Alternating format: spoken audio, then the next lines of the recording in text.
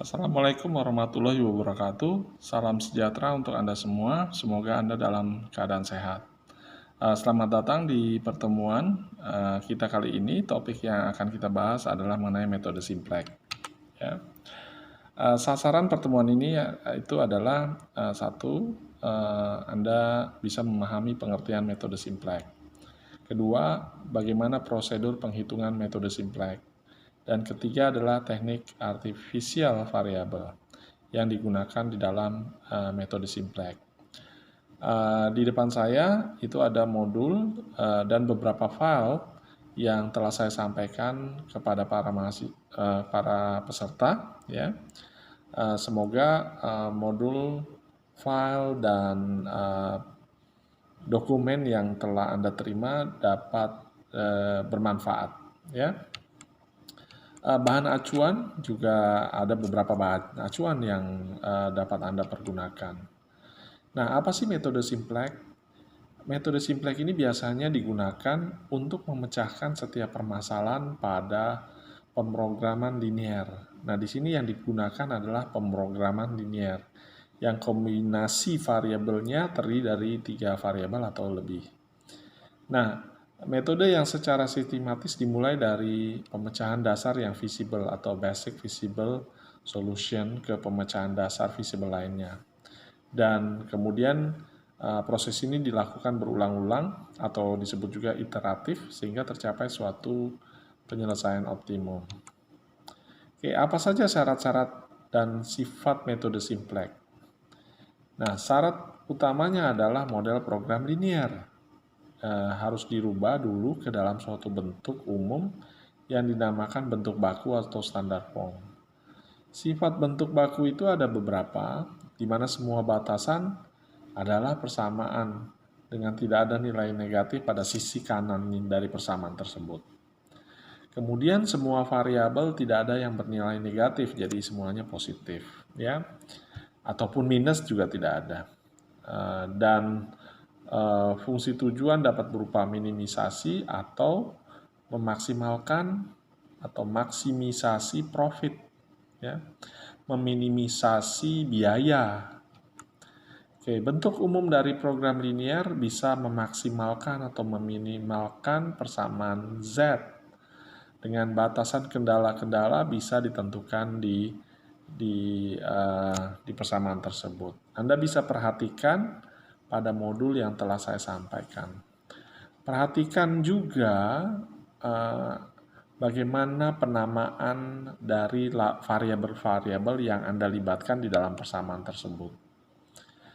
Pada pertemuan ini kita juga akan membahas atau mengajak Anda mengetahui bagaimana tahapan transformasi ke bentuk standar.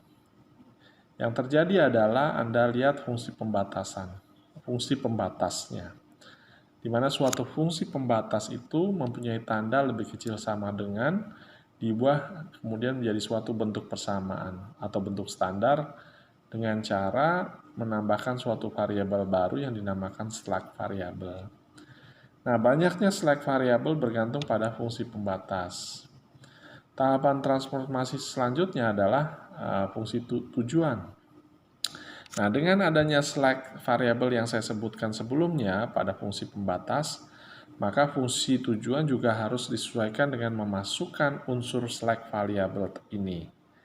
Karena slack variabel tidak mempunyai kontribusi apa-apa terhadap fungsi tujuan, maka konstanta untuk slack variabel tersebut dapat dituliskan sebagai 0. Pada materi atau modul yang saya sampaikan, ada beberapa bentuk standar metode Simplex. Nah, bentuk standar metode Simplex ini akan sangat bermanfaat dalam latihan-latihan yang saya berikan pada Anda semua. Ya, perhatikan fungsi tujuan, yaitu memaksimumkan fungsi tujuan tersebut. Apa saja variabel-variabel yang terlibat di dalam fungsi pembatas. Ya. Perhatikan tabel dan langkah-langkah dari metode Simplex yang Anda gunakan. Kerjakan contoh-contoh yang atau latihan biasa saya sebutkan yang diberikan di dalam modul ini sehingga Anda bisa familiar dengan model simplex tersebut, ya. Langkah-langkah penyelesaiannya juga dapat Anda lihat terutama dalam tabel, ikuti sesuai dengan alur dan jalur yang ditentukan, ya. Kemudian yang terakhir akan saya bahas di sini adalah mengenai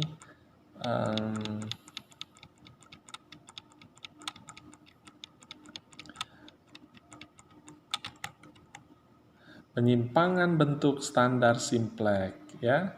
Ada beberapa penyimpangan bentuk standar, ya, yang dapat terjadi karena apa? Fungsi tujuan atau Z tadi bukan maksimalisasi. Namun, fungsi tujuannya adalah meminimalisasi. Nah, bagaimana dengan fungsi batasan bertanda sama dengan atau lebih besar sama dengan dan syarat X1 atau X2-nya tidak terpenuhi di dalam bentuk penyimpangan dari metode simplex ini. Demikian materi yang saya bisa sampaikan di dalam pertemuan ini. Semoga bisa bermanfaat untuk Anda. Akhirnya saya ucapkan wassalamualaikum warahmatullahi wabarakatuh. Sampai jumpa di pertemuan berikutnya.